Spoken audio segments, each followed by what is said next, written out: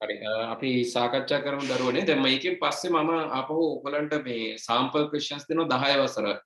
10 වසර ඔයගොල්ලෝ ඉගෙන ගත්ත ඒවා සහ ඒ ටික ඇතුළත් කරලා සාම්පල් පේපර් එකක්. හරි සාම්පල් පේපර් එකක්. ඒක බොහෝ විට ලබන සතියේ මට දෙන්න පුළුවන් වෙයි. දැන් අද අපි similar questions සමාන ප්‍රශ්න කතා කරමු. 10 වසරේ තියෙන පාඩම් වලින් අපිට වැඩිපුර කියන්නේ 140කට වැඩි ප්‍රමාණයක් ප්‍රශ්න එනවනේ. ඉතින් විශේෂයෙන්ම Excel ඊළඟට Excel පාඩමෙන් විශේෂයෙන්ම කොටසක් එනවා අනිවාර්යෙන්ම එන එකක්.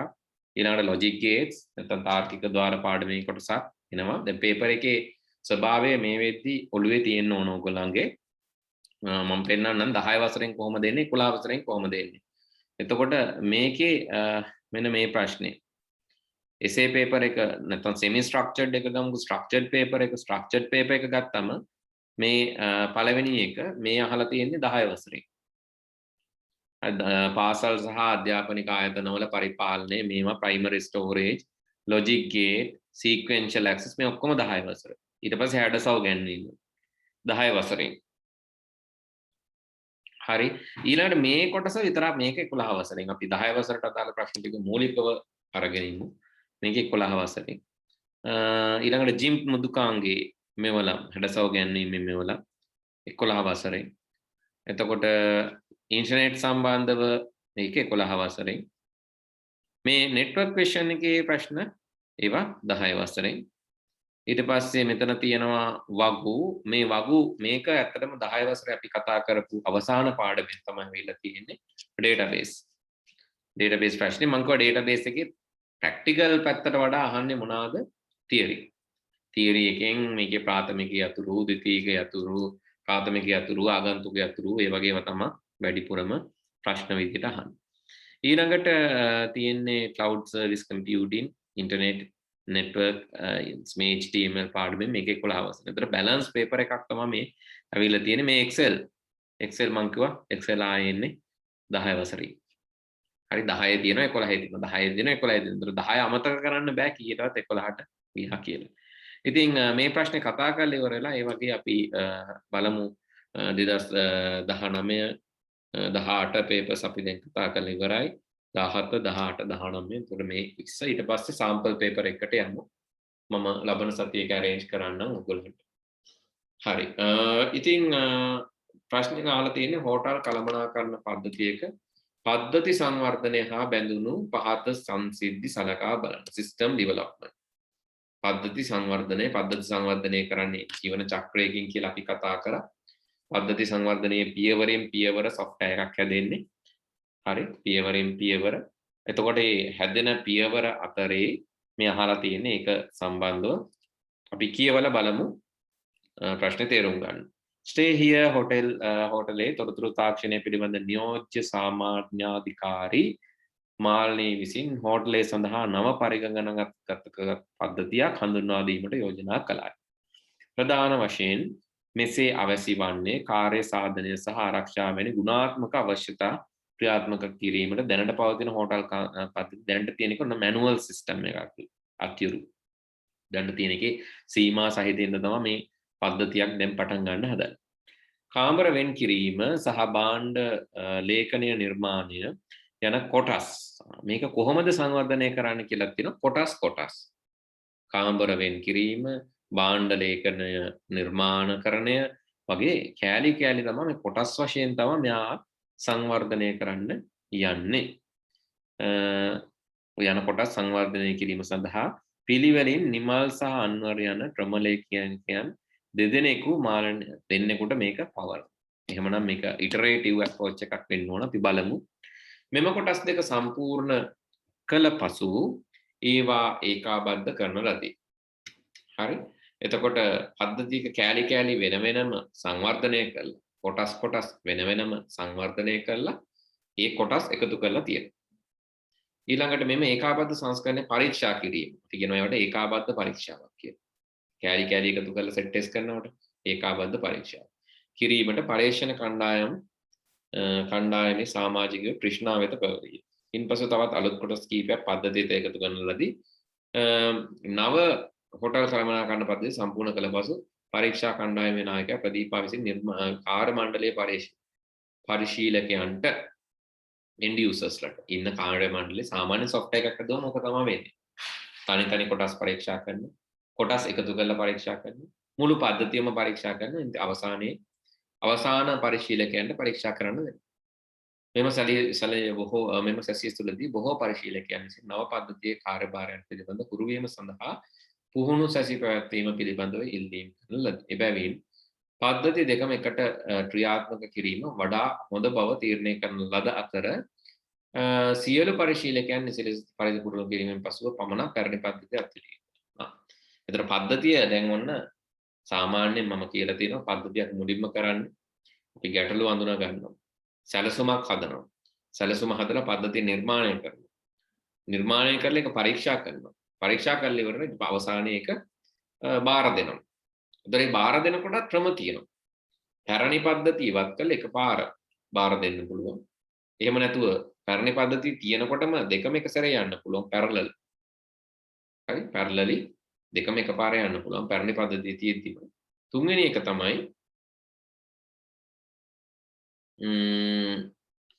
තුන්වෙනි එක තමයි ඔයාලට පුළුවන් මේ පරණ පද්ධතිය ඉමීඩියට්ලි අයින් කරලා පටන් ගන්න. තව එකක් කොටස් පරණ පද්ධතිය එක කොටසක් දෙක කොටසක් තුන්වෙනි කොටසක් වශයෙන් කොටස් පුළුවන්. ඒක අපි කියනවා phase implementation. හරි. නැත්නම් පියවරෙන් පියවර අදියරෙන් අදියර කරන ක්‍රිෂ්ණා විසින් කරන ලද්දේ කුමන ආකාරයේ පරීක්ෂාවක්ද කියලා අහනවා. ක්‍රිෂ්ණා වෙත පැවරිය මොකද්ද ක්‍රිෂ්ණා කරන්නේ? ඒකාබද්ධ පරීක්ෂාවක්. කැලේ එකතු කරලා පරීක්ෂා කරන එකක් තමයි ක්‍රිෂ්ණා කරන්නේ. අපිට යාට ඒකට කියන්න පුළුවන් ක්‍රිෂ්ණා විසින් කරන ලද්දේ කුමන ආකාරයේ පරීක්ෂාවක්ද? ඒකාබද්ධ පරීක්ෂාවක්. නැත්නම් integrated testing. integrated testing එහෙම නැත්නම් ඒකාබද්ධ පරීක්ෂාවක් තමයි ක්‍රිෂ්ණා කරන්නේ. හරි ඊළඟට හෝටල් කාර්ය මණ්ඩලය විසින් පැවැත්වුවේ කවර අන්තිමට කාර්ය මණ්ඩලය කරේ ඒ කරේ මොකක්ද කියලා අහනවා. අපිට ඒකට කියන්න පුළුවන් user acceptance testing. user acceptance testing නැත්නම් මේ පද්ධතිය බාර දෙනකොට මේ පද්ධතියේ තියෙන අඩුපාඩු බලන්න අවසාන users-ලා පරීක්ෂාවක් කරනවා. මේක තමයි අපි කියන්නේ user acceptance testing කියලා.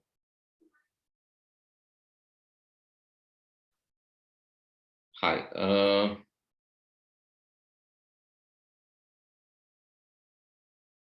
පොරයක් ඉන්න.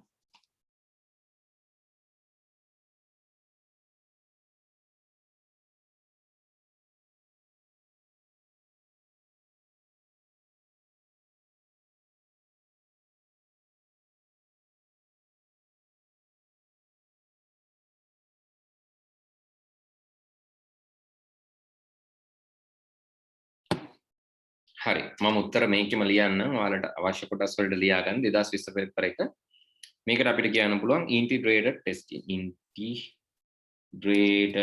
testing ඒකාබද්ධ පරීක්ෂාව කියලා කියන්න පුළුවන් එහෙම නැත්නම් අපි ඒකට කියනවා සමස්ත පරීක්ෂාව කියලා කියනවා overall testing කියන එක තමයි ඇත්තටම ඒකට ඇත්තටම ලියන්න පුළුවන් වචන ගොඩක් තියෙනවා ඒකාබද්ධ පරීක්ෂාව එහෙම නැත්නම් අපිට කියන්න පුළුවන් සමස්ත පරීක්ෂාව ඔය විදිහට කියන්න පුළුවන්. සමස්ත මම සිංහලෙන් ලියන්න.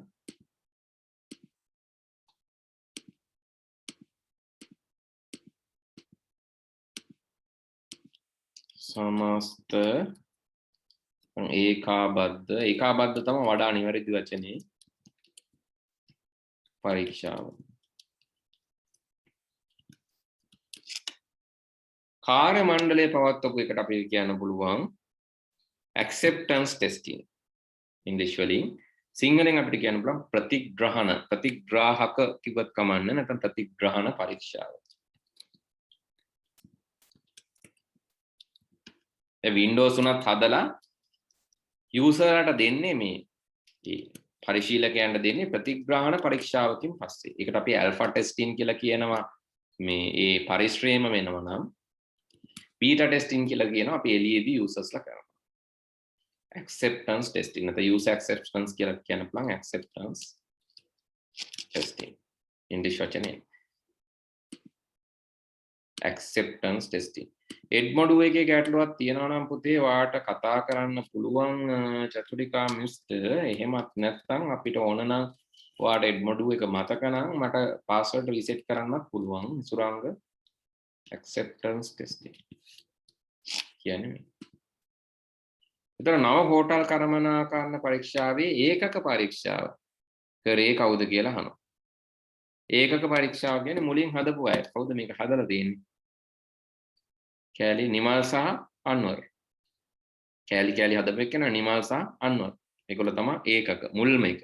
ඒතර මුල්ම පරීක්ෂාව ඒකක පරීක්ෂාව. දෙවන පරීක්ෂාව ඒකාබද්ධ පරීක්ෂාව.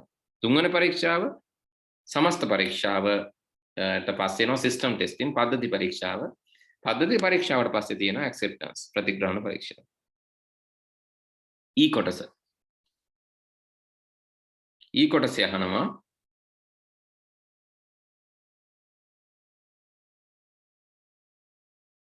නව පද්ධතිය නිර්මාණය කිරීම සඳහා සංවර්ධන කණ්ඩායම විසින් යොදා ගන්න ලද්දේ පුනර්කරන වෘද්ධි ආකෘතිය iterative incremental model. මෙම තීරණය තහවුරු කිරීමට එක් හේතුවක් ලියන්න කියලා කියනවා. මම කියන්නේ iterative approach එකක් මේක කියලා. මුලින්ම කියනකොටම කිව්වා මේක iterative. ඇයි මෙහෙම කියන්නේ අපි? මේකේ මොකද්ද මේ කොටසින් කොටස තමයි මේක කොටස් වශයෙන් develop සංවර්ධනය කරලා කොටසින් කොටස තමයි මේ පද්ධතියක් විදියට එකතු කරගෙන යන්නේ. හරි දැන් එතන පැහැදිලිවම තියෙනවා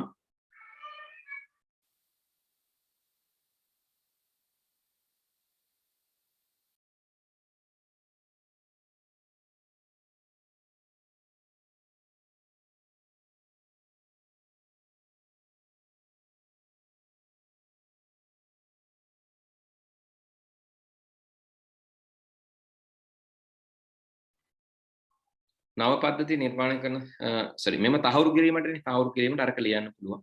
sorry power cut ආයෙත් කරන්ට් අද දවසේම සෙල්ලම් කරනවා නේද? එතකොට ලියා ගන්න ඒකට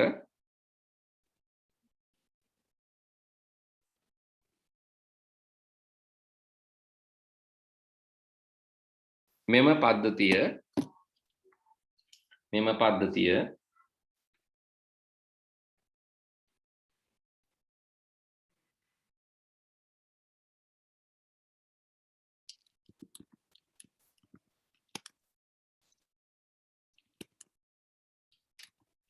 කොටස් වශයෙන්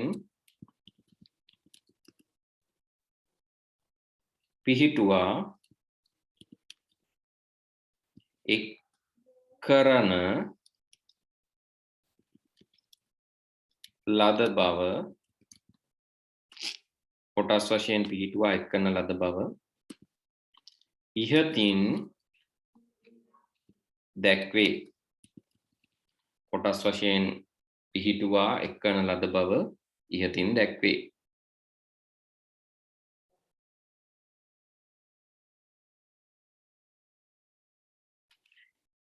එමෙන්ම ඒකාබද්ධ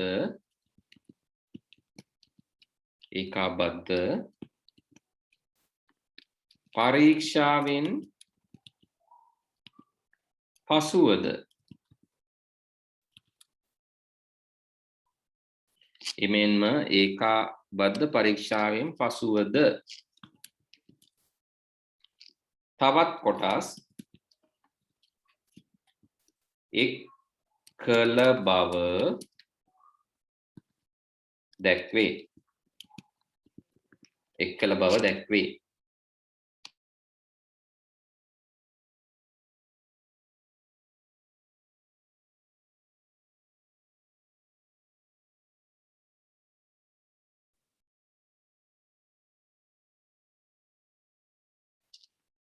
මේ නිසා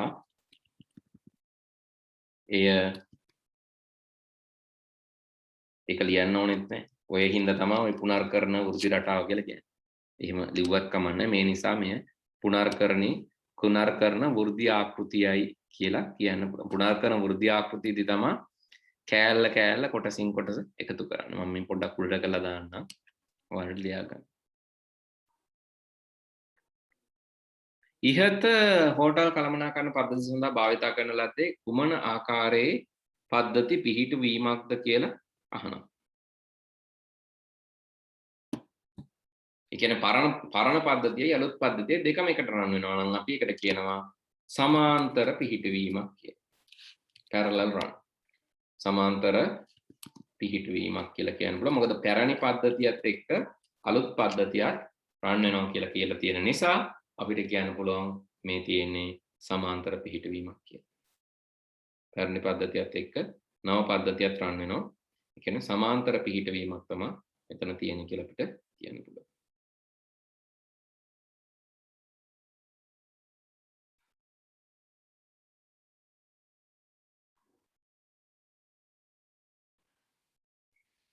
හරි. මේ ටික තමයි මේ ප්‍රශ්نين අහන්නේ. ඊට පස්සේ දෙවන කොටස මේක අයින් කරනවා. දෙවන කොටසට යමු.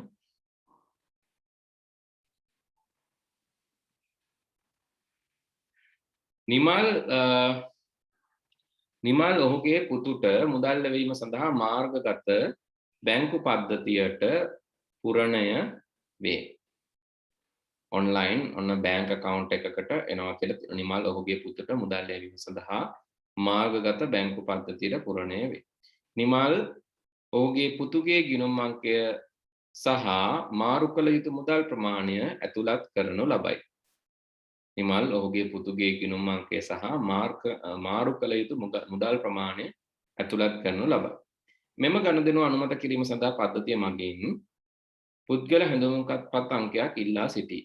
පින් අංකය තහවුරු කරගත් පසු පද්ධතිය සියලු මුදල් මාරු කිරීම විස්තර පෙන්වනු ලබන අතර නිමල්ගේ අවසන් අනුමත කිරීම ලබා ගනී. සාර්ථක ගනුදෙනුවක අවසානයේදී නිමල්ට රිසිට් පත ලැබේ. ඉහත සංසිද්ධිය සඳහා ආදාන දෙකක්, සැකසුම් දෙකක්, ප්‍රතිදාන දෙකක් ලියා දක්වන්න කියලා තියෙනවා. ඉහත සංසිද්ධිය සඳහා ආදාන දෙකක්, ප්‍රතිදාන දෙකක්. මේක ලේසි. මේවා පළවෙනි පාඩමේ. ගැට්ටුවක් කියවලා ගැටලුව තේරුම් ගන්න පුළුවන් නම් අපිට ඉන්පුට් අවුට්පුට් ඒවා ලියන්න පුළුවන්. ආදාන ප්‍රතිදාන ලියන්න පුළුවන්. මොනවාද ආදාන? ආදාන වශයෙන් මෙයා ලබා දෙනවලු ගිණුම් අංකය, මාරු කරන ලද මුදල් ප්‍රමාණය නේද?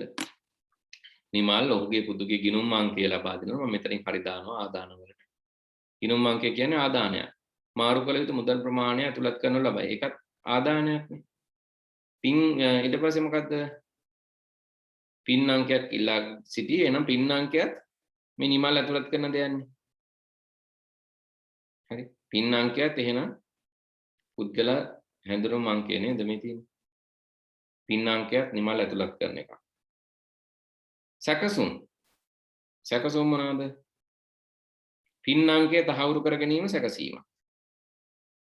හරි. පින් අංකය තහවුරු කර ගැනීම මම ඒවා ලියනවා වෙන සංකේතයකින් තරු වලින් දානවා. පින් අංකය තහවුරු කරගත් පසු ඒක සැකසීමක්. පින් අංකය තහවුරු කර ගැනීම සැකසීමක්.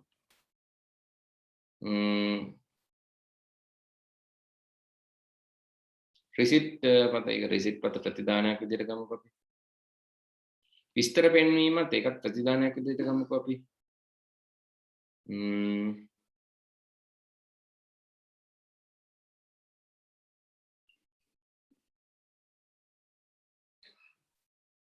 හැබැයි මේවා සිදු කිරීම අපිට ගන්න පුළුවන්. විස්තර පෙන්වීම ක්‍රියාවලිය. ඊළඟට එහෙනම් ඒක ගන්න පුළුවන්. පින් අංකය තහවුරු කිරීම, විස්තර පෙන්වීම, රිසිට් පත ලබා දීම අපිට සැකසුම් කියලා ගන්න. ප්‍රතිදාන වෙන්නේ මොනවද? ප්‍රතිදාන විදිහට අපිට ගන්න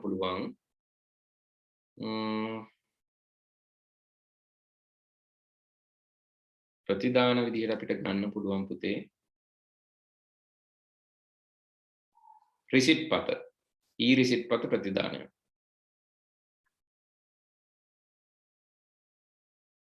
එතකොට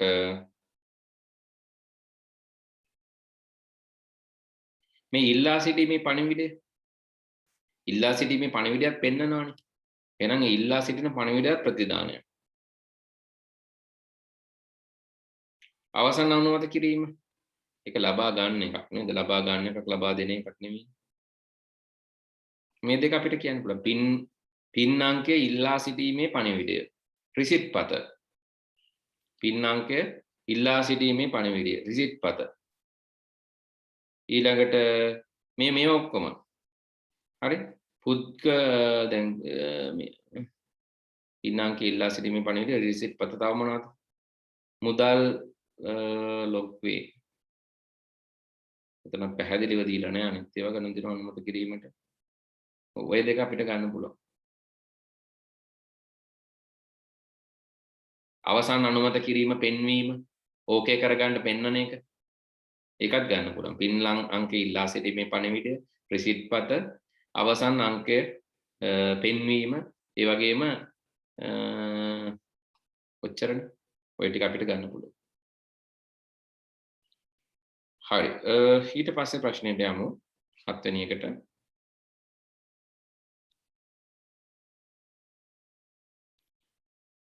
right. ක්‍රමලේඛ. පරිගණක ක්‍රමලේඛයක පවතින විචල්‍යයන් සහ නියත අතර එක් සමානකමක් සහ එක් විචල්‍යයක් එක් වෙනස්කමක් දක්වන්න කියලා තියෙනවා. හරිද? සමානකම් සහ වෙනස්කම්. විචල්‍ය සහ කන්ස්ටන්ට්. කම්පියුටර් ප්‍රෝග්‍රෑම් එකක්. කම්පියුටර් එකකට අපි මොකක් හරි ප්‍රෝග්‍රෑම් එකක් ලියද්දී අපි පාවිච්චි කරනවා කන්ස්ටන්ට්ස්, ඒ කියන්නේ නියත සහ විචල්‍ය. නියත සහ විචල්‍ය පෙන්න. ඇයි මේ නියත සහ විචල්‍ය තැන්පත් කරන්නේ? මේක එක් සමානකමක් නෙලියන්න කියන්නේ. නියත සහ විචල්‍ය තැන්පත් කිරීමට එක හේතුවක් තමයි. හරි. මේ දෙකෙන්ම කරන්නේ යම් අගයක් ගබඩා කර තබා ගැනීම. හරි. ඒක ලියා ගන්න සමානකමක් විදියට මෙම දෙකෙන්ම යම් අගයක් ගබඩා කර තබා ගනී. මෙම දෙකෙන්ම යම් අගයක් ගබඩා කර තබා ගැනීම සිදු වෙනවා. ඒතර ඒක පොදු ලක්ෂණයක්. ඒ වගේම මෙන්න දෙක සඳහාම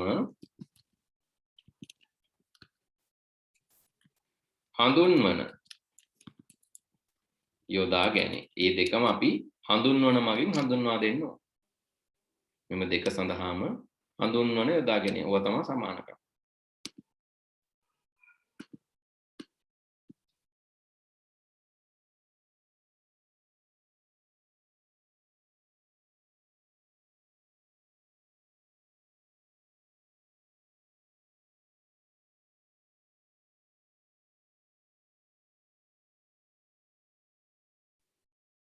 පරිගණක ඊළඟට ඒවා අතර වෙනස්කම්. විචල්‍ය කියන්නේ ඉතින් වෙනස් වෙනවා. විචල්‍යක අගය වෙනස් වෙනවා. මම වෙන පාටක රතු පාටෙන් ලියා ගන්න. විචල්‍යක අගය කේතය ක්‍රියාත්මක වන විවිධ අවස්ථාවලදී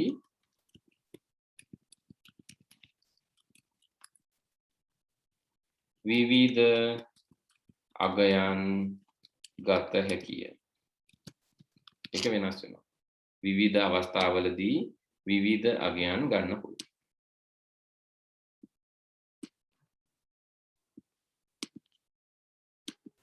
අනිත් පැත්තට අපිට කියන්න පුළුවන් නියත වල අගයන් වෙනස් නොවි පවති.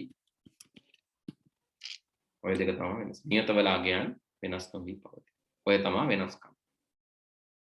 සමානකමක් තියෙනවා, වෙනස්කමක් තියෙනවා.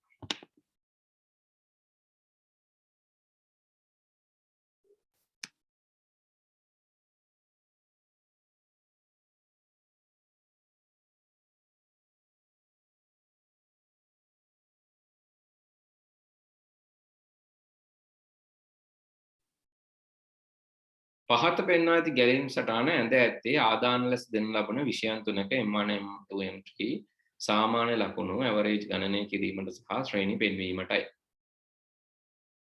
හරි. පහත පෙන්වා ඇති ගැලීම් සටහන ඇඳ ඇත්තේ ආදාන ලෙස ලබා දෙන ලබා දෙනු ලබන විෂයන් තුනක සාමාන්‍ය ලකුණු ගණනය කිරීමට සහ ශ්‍රේණි පෙන්වීමටයි. ශ්‍රේණි තීරණය කරනු ලබන්නේ පහත සඳහන් වගුවේ ආකාරයටය කියලා දීලා තියෙනවා. ශ්‍රේණි පෙන්වන්නේ පහුගිය මෙහි තියෙන වගුවේ ආකාරයට. එතකොට 80ට සමානව වැඩි හයට මේක අපි Excel වලින් කරපු ප්‍රශ්නයක්. මේ පාර අහලා තියෙන්නේ ප්‍රෝග්‍රෑමින් වලින්. Excel වලින් අහලා තියෙනවා 80ට සමාන හෝ වැඩි අයට අපි දුන්නා මේක A. 80ත් 65ත් 80ට අඩු 65ට වැඩි අයට. ඒ කියන්නේ 79ත් 65ට සමාන හෝ වැඩි. ඒගොල්ලන්ට B. 65ට අඩුයි 50ට සමාන හෝ වැඩි. ඒගොල්ලන්ට C. එසේ නොවන විට ශ්‍රේණියක් නොමැත කියලා පෙන්වනවා. එසේ නොවන විට එහෙම ශ්‍රේණියක් දෙන්නේ නැහැලු. ඒක ඔය විදිහට පෙන්වලා තියෙනවලු. ඉතින් දැන් මොනවද අහන්නේ? හරි. මොකද දැනට තාම විස්තරයක් අහන්නේ නැහැ. ඊළඟ එකට යමු. ප්‍රශ්නයක් අහන්නේ නැහැ. ඊළඟ එකට අපි යමු. එතන මෙතනදී අහලා තියෙනවා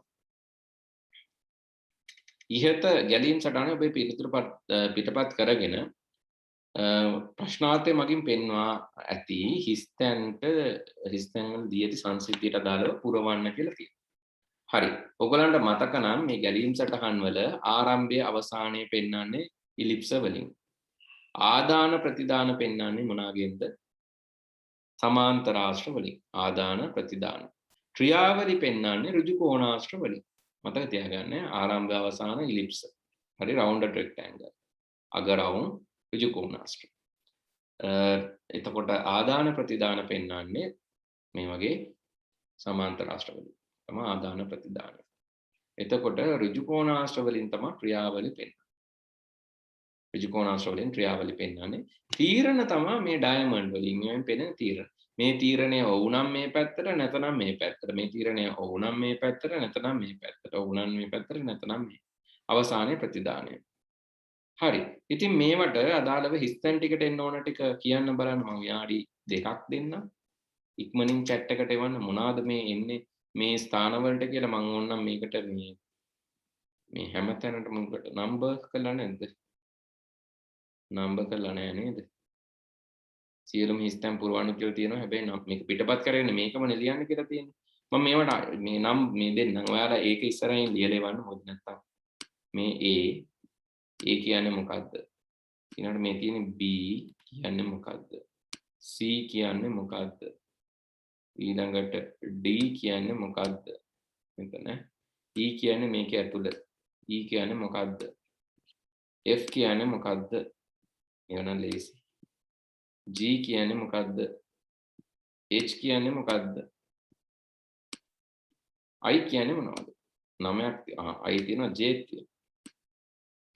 J කියන්නේ මොකක්ද? හරි නේද? මේ ටික ලියලා එවන්න බලන්න. chat එකෙන් ඉක්මනින් එවන්න.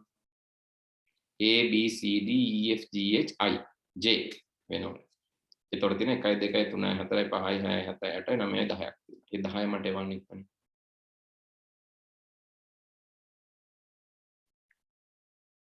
හරි. දරුවනේ එතකොට ඒ වලදී වෙන්න ඕන අපි සාමාන්‍ය ඔක්කොම ක්‍රියාවලියක් විදිහට ගත්තම ඒ කියන්නේ සාමාන්‍ය ලකුණුනේ. සාමාන්‍ය ලකුණු ලබා ගන්නේ කොහොමද? සාමාන්‍ය ලකුණු ලබා ගන්න නම් අපි AVG කියලා විචල්යක් දාගමු. සිංහලෙන් ටයිප්. AVG කියලා විචල්යක් දාගමු. ඒ AVG කියන විචල්ය මෙතන දීලා තියෙනවනේ වරහන් ඇතුලේ. එහෙනම් ඒක දාගන්නත් පුළුවන්. කිසිම ගැටලුවක් නැහැ. වරහනේ දීලාම තියෙනවා. AVG සමානයි M1 එකතු කිරීම M2 එකතු කිරීම M3 ඔය තුනේ එකතුව තුනෙන් බෙදන්න ඕන. ඉස්සරහ මේ තුන එකතු කරගෙන ඉන්නවා. එකතු කරන ලැබෙන එක තුනෙන් බෙදුවම මේ පැත්තෙන් ලියන්නම් ඇතුලේ එන්න ඕන කොටුව. M1 M2 M3 එකතු කරලා තුනෙන් බෙදුවම අපිට ඇවරේජ් එනවා. ඊට පස්සේ මේ හොයාගන්න ඇවරේජ් අපි බලන්න ඕන 80ට සමාන නම් හෝ වැඩි නම්. එතකොට ඒක අපිට කරන්න පුළුවන් මෙහෙම. එහෙමනම් B වලට එන්නේ මොකද්ද? B වලට එන්නේ average විශාලයි හෝ සමානයි 80. 80ට සමාන නම් හෝ වැඩි නම් එහෙනම් විශාලයි හෝ සමානයි දෙකම දාන්න ඕන.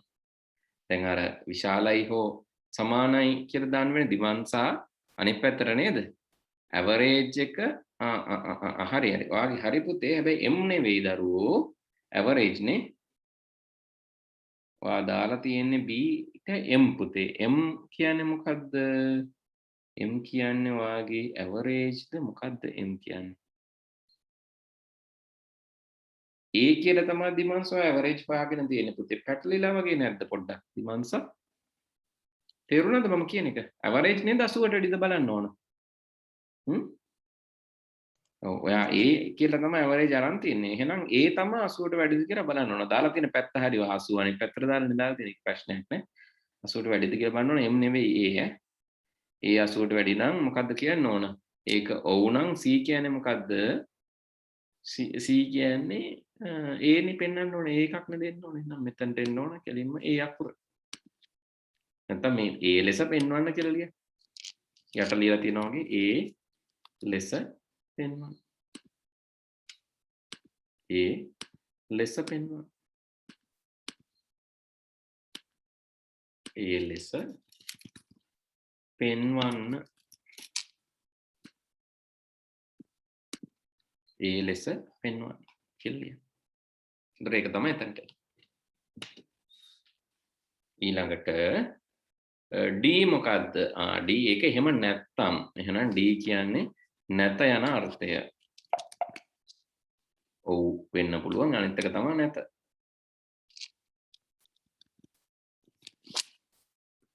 නැතනම් පල්ලහැට යන්න ඕන. පල්ලහැට ගිහලා ඊළඟට බලන්න ඕන මේ average විශාලයි. ඔව් සිංහලෙන් ටයිප් කරනවානේ. දෙකම ඕන අපිට නේද? සිංහලත් ඕනේ ඉංග්‍රීසි එකත් ඕනේ. එහෙනම් මෙතනදි බලන්න වෙනවා අපි average විශාලයි හෝ සමානයිද 65ට වඩා. මෙතන පුතේ දෙකම දාන්නත් පුළුවන්. හරිද? ඒ කියන්නේ 65ට වඩා වැඩිද 80ට වඩා අඩුද කියලා. එහෙම නැත්තම් කොහොමත් උඩින් අපි ආවේ 80ට වඩා මෙහෙම හිතන්නකෝ. ළමයි කීප දෙනෙක් ඉන්නවා. මම මේ මාක්ස් පැත්තකින් ලියනවා. එක ළමයෙක්ගේ 85යි. දෙවෙනි තව ළමයෙක් ඉන්නවා 75යි. තව ළමයෙක් ඉන්නවා 90යි.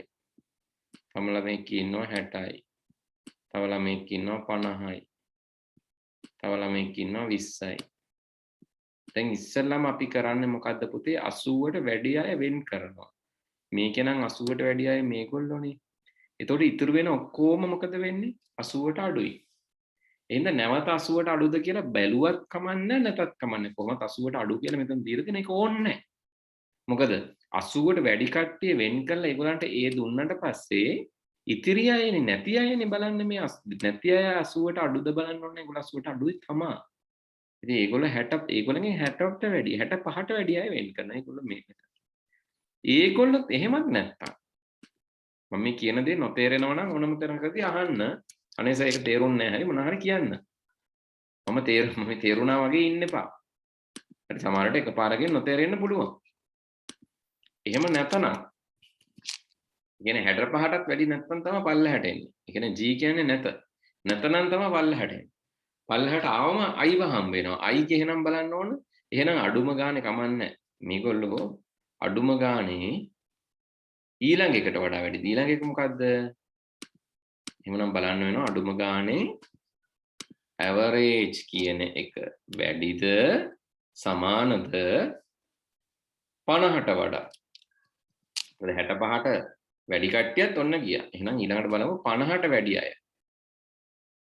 හරි 50ට වැඩි අය 50ට වැඩි අය ඉන්නවනම් එහෙනම් මෙතන h වෙන්නේ ඔව් මේ මෙතන නැත්ත දෙකක් තියෙනවා නම් මෙතනට එන්නේ ඔව් ඒවත් අපි දාන්න ඉපේ. මෙතනට එන්නේ ඔව්. ඇත්ත ඔව් එකක් නේද?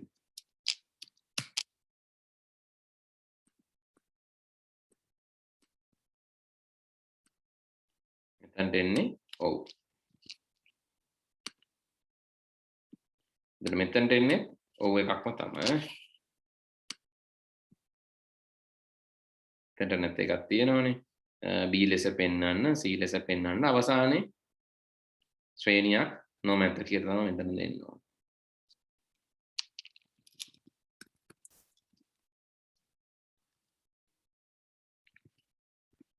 ශ්‍රේණියක් නොමැත. ශ්‍රේණියක් නොමැත කියලා තමයි චේට් එන්නේ. ඔය ටික හරියට ලියලා තියෙනවා නම් ඔයාට සම්පූර්ණ ලකුණු හම්බ වෙනවා. මම දැන් මේ අකුරු ටික මකන්නම්. එතකොට මේක සම්පූර්ණ වෙන්නේ average මෙතන ඔව්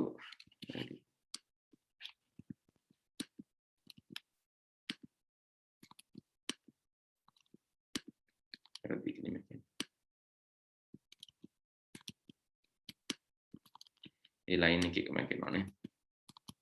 හරි කමන්නේ ඒක අමතක කරලා දාන්නකෝ. එතකොට මෙතන average හදාගන්න එක 80ට වැඩි නම් A ලෙස පෙන්වන්න කියන එක, නැතනම් 65ට වැඩි නම් B ලෙස පෙන්වන්න කියන එක, නැතනම් 50ට වැඩි නම් C ලෙස පෙන්වන්න කියන එක, නැතනම් ශ්‍රේණියක් නොවේද. ඇත්තටම පුතේ මේ 2020 ප්‍රශ්නය එහෙම පිටින්ම ඔයාලා බලන්න පරණ වීඩියෝ වල ඔය ප්‍රශ්නේ ඔහොමම කතා කරපු ප්‍රශ්නයක්. ඔය ප්‍රශ්නේ ඔහොමම මම ප්‍රැක්ටිස් එක්සර්සයිස් එකක් විදිහට දුන්න ප්‍රශ්නයක්. හරි? ඒක හැමම ඇවිල්ලා තියෙනවා මෙතන. ප්‍රැක්ටිස් එකක් විදිහට දුන්න එක. ඔයගොල්ලන්ට මේක දැන් ඕනම කෙනෙකුට කියන්න පුළුවන් මම මේක දුන්න ප්‍රශ්න දුන්නේවා තමයි ඇවිල්ලා තියෙන්නේ එහෙම කියලා. හැබැයි මම සාක්ෂියතුව කියන්නේ ඔයාලා ගිහිල්ලා බලන්න channel එකේ 2020 පේපර් එකට කලින් මම දාලා තියෙන වීඩියෝස්. පබ්ලිෂ් කරලා තියෙන වීඩියෝස්. එතන තියෙනවා ඔය ප්‍රශ්නේ ඔය විදිහටම ප්‍රැක්ටිස් කරලා ඩිස්කස් කරනවා. ඔය අගයන් විතරක් වෙනස්.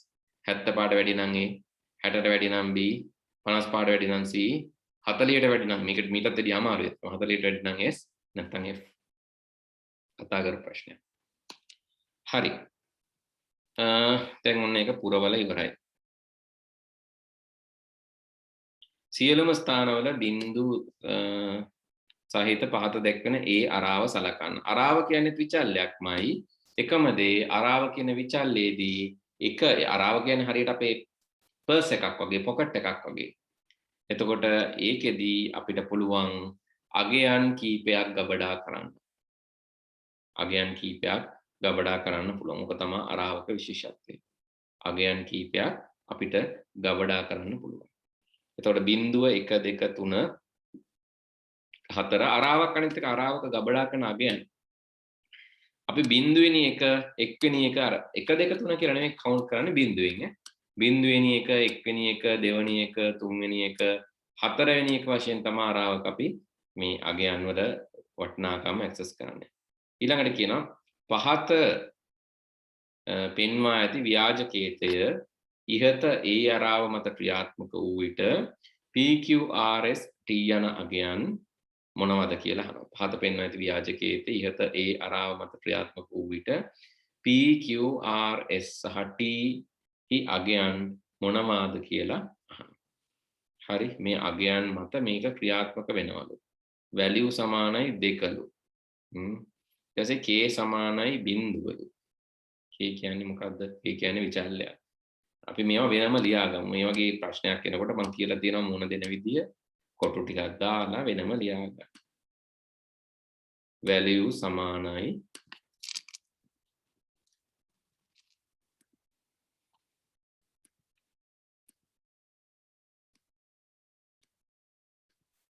වැලියු කියන්නේ 2.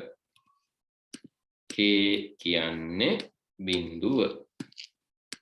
repeat AK value AK අරාවේ K කියන්නේ බිංදුවනේ. අරාවේ K කියන්නේ බිංදුවෙන් එක සමානයි value. අරාවේ K කියන්නේ මොකක්ද? අරාවේ K කියන්නේ බිංදුවෙන් එක සමානයි value. value කියන්නේ මොකක්ද? 2යි. එහෙනම් 2 යන්න ඕන මෙතන. අරාවේ K බිංදුව වෙනකොට value 2යි. එහෙනම් value සමානයි value වැඩි කිරීම 5යිලු. value එක දැන් 2නේ තියෙන්නේ. value එක 2නේ. 2 සමානයි. ඒක සමානයි දෙවරක් 5 කීයද? value සමානයි value වැඩි කිරීම 5. දෙවරක් 5 10යි. එහෙනම් දැන් මොකද තියෙන්නේ මෙතන? 10. මෙතන තියෙන ඕන 10යි. ඊට පස්සේ කියනවා k සමානයි k වලට එකක් එකතු කරන්න බා. k වලට එකක් එකතු කරන්න කියන්නේ 0.1යි 1යි. දැන් කියනවා until k less than 5 කොච්චර වෙනකන්ද කරන්න ඕන k 5 දක්වා අඩු වන තුරාවට k until k less than 5 බලන්න k කීයද දැන් k ඇවිල්ලා 1යිනේ 1 අඩුයිද 5ට වඩා ඔව් 1 අඩුයි 5ට වඩා ඒක yes නේ k දැන් එකක් එකතු කරත් k පහට වැඩි අඩුයිනේ. ඒක yes නේ. එහෙනම් මේ වෙනකන් තමයි කරන්න ඕනේ. නෑ ආයෙසරයක් මේක රිපීට් වෙන්නේ නැහැ. මෙතන මේක ඉවර වෙනවා. එහෙමනම් මේ අරාවේ මොකද්ද තියෙන්නේ?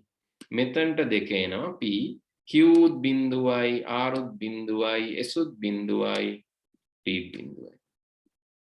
අපිට හිතෙනවා හැම වෙලේම මේක දෙකෙන් වැඩි වෙවි ඊළඟ එකට යයි එහෙනම් කියලා.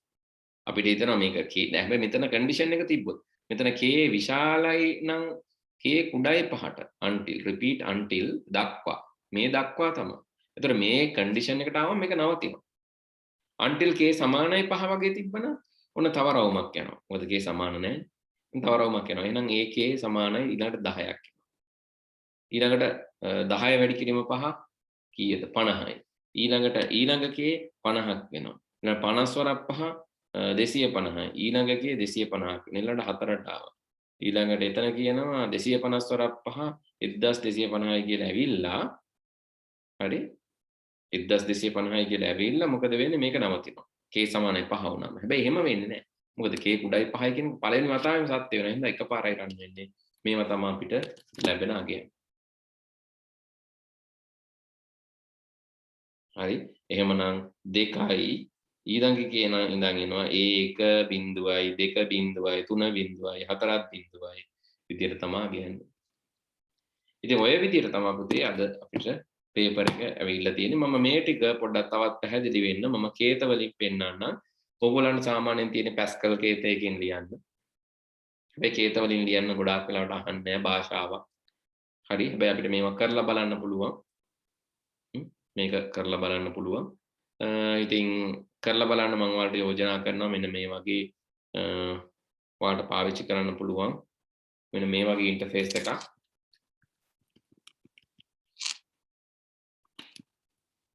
online Pascal compiler කියන එක.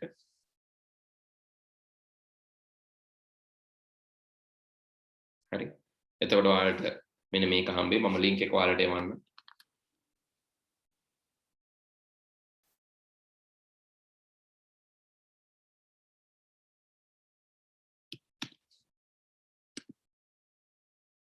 online Pascal compiler link එක ඇවිල්ලා ඇති. මේකේ ඔයාලට පුළුවන් අර කේත ලියන්න. හරි. අර කේත ලියලා අවශ්‍ය නම් ක්‍රියාත්මක කරලා බලන්න පුළුවන්. හරි.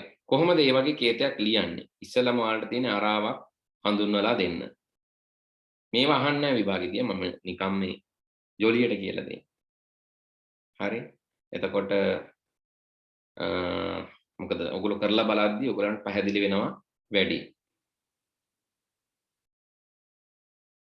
හරි. ඔයාලට කේතයක් මෙන්න මේ විදිහට ලියන්න පුළුවන් පුතේ. Pascal පේපර් එකට යමු. පේපර් එකේ හැටියට මේ තියෙන්නේ value සමානයි 2යි කියලා දීලා තියෙනවා. හරි. මුලින්ම අපි මේ විචල්‍ය අඳුනලා දෙන්න ඕන. අපි ප්‍රෝග්‍රෑම් එකේ hello කියලා කියමු. අපි විචල්‍ය අඳුනලා දෙමු. වා අපි භාවිතා කරන විචල්‍ය ටික ඊළඟට අපිට කියන්න පුළුවන්. එකක් තමයි මේ value කියන විචල්‍ය. ඒකේ වර්ගය අපි කියන්න ඕන. ඒකේ වර්ගය integer පූර්ණ සංඛ්‍යාවක්. ඊළඟට අපිට තියෙනවා k කියන විචල්‍ය. ඒකේ වර්ගය අපි කියන්න ඕන. මේ value කියන එක නම් keyword එකක් කමන්නේ. ඉතින් මම val කියලා දෙන්නද? නැත්නම් මේක එයා හිතන එක keyword එකක් කියලා. විශේෂ පදයක් කියලා හිතනවා. හරි. ඒ හින්දා මම එතන දෙන්නම් val කියලා value කියලා දෙන්නේ නැතුව. හරි. ඊට පස්සේ මේවට අගයන් දෙන්න ඕන. begin එකෙන් පස්සේ තමයි අපි පුතේ අගයන් දෙන්නේ. අපි කියමු val කියන එක කීයද කියලා කියන්නේ මේකේ පේපර් එකේ හැටියට යා කියන්නේ සමානයි 2යිලු. එහෙනම් අපි කියනවා 2යි කියලා. කෝලන් සමානයි 2යි. මෙහෙම තමයි අපි වටිනාකම් දෙන්නේ. ඊළඟට k වලටත් අගයක් දෙන්නලු. k බිඳුවයි. k කෝලන් සමානයි බිඳුවයි. එහෙනම් තමයි අපි k වලට අගයක් දෙන්නේ. හරි. val සහ k වලට අගයක් දෙකක් දුන්නා. ඊළඟට අපි මේක repeat until කරන්න ඕන. repeat කියලා අපි ලියනවා. ඊළඟට අපි කරන්න ඕන දේ ලියන්න ඕන. කරන්න ඕන මොකද්ද? කරන්න ඕන දේ තමයි මේකේ තියෙන විදිහට ඒකේ මේ අරාව අපි අඳුනලා දෙන්නත් එපැයි. අරාවක්. අරාවක් අඳුනලා දෙන්නත් ඕන. හරි. ඉතින් අරාවක් අඳුනලා දෙන එක අපිට මේ මම කියලා until එකක් දාන්නම්. until කියලා අපේ condition එක දෙන්න ඕන. අපේ condition එක තමයි k කුඩායි 5 දක්වා. ඔක තමයි paper එකේ අපි දීලා තියෙන ප්‍රශ්න තමයි මේ කරන්නේ. හරි. k කුඩායි 5 දක්වා තමයි ඔක සිද්ධ වෙන්න ඕන. හැම ලයින් එකකම semicolon තියෙනවා. මේක Pascal වලින් ඇත්තට program එක ලියද්දි ඒ lines වල semicolon එනවා. දැන් කරන්න ඕන දේ තමයි මොකද්ද? value සමානයි k සමානයි k වැඩි කිරීම එක ඒවත් දෙන්න එපේ. ඒ ටිකත් අපි දෙමුකෝ. k සමානයි colon සමානයි k එකතු කිරීම එකයි. k ට එකක් එකතු කරන්න. ඊට කලින් කියලා තියෙනවා value සමානයි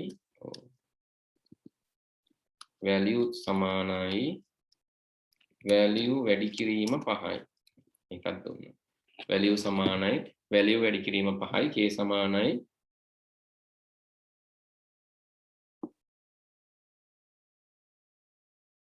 මේවට semicolon දාන්න ඕනේ මොකද statement එක ඇතුලේ හින්දා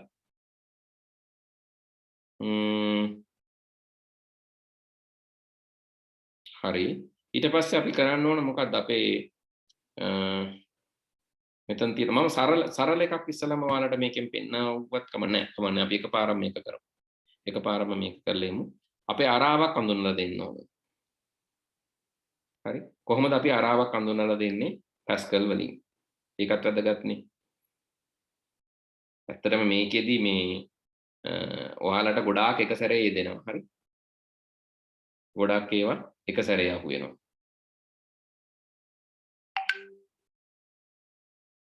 හරි ඉතින් මෙතනදී අපිට කියන්න වෙනවා අපේ අරාවේ නම මොකක්ද ඒනි අරාවේ නම නේද ඔව් ඒ තමයි අරාවේ නම එහෙනම් අපි ඒක දෙන්න ඕනේ එකත් මේ variable විචල්ය අඳුන්වලා දෙන්න ඕන අපි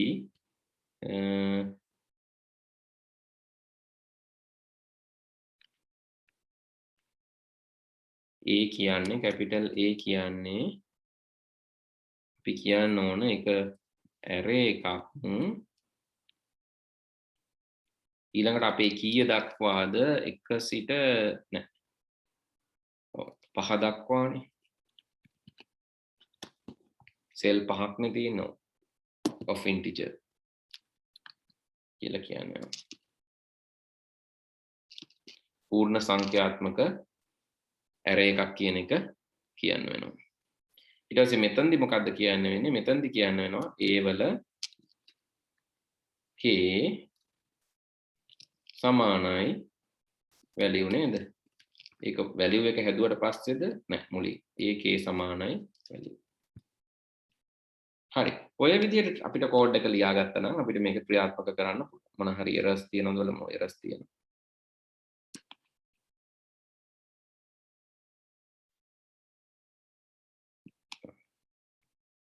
repeat until එක multiple statements තියෙනවා නම් multiple statements තියෙනවා නම් ඒ කියන්නේ statement එකකට වැඩිය තියෙනවා නම් අපි මේකේ දැන් මෙහෙම semicolon දැම්මොත්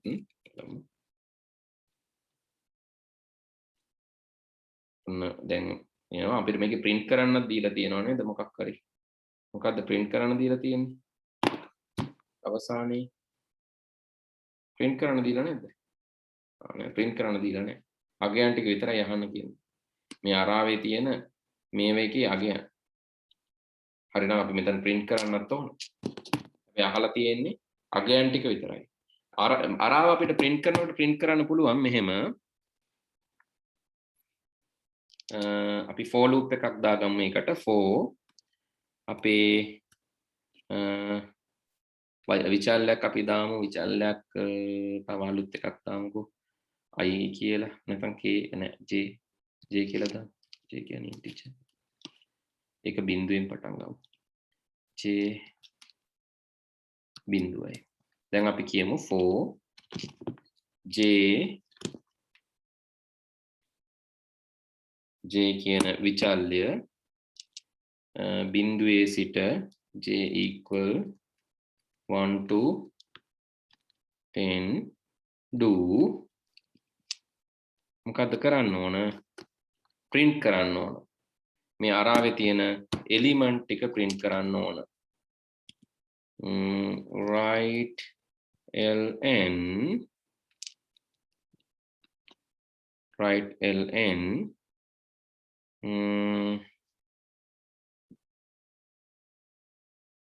අපි ඒ j එක නිකම්ම දාමු.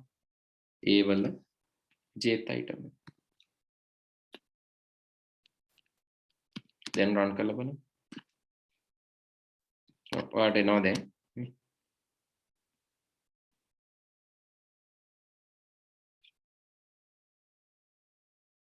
10 වෙනකන් නෙවෙයිනේ 5 වෙනකන් නේද?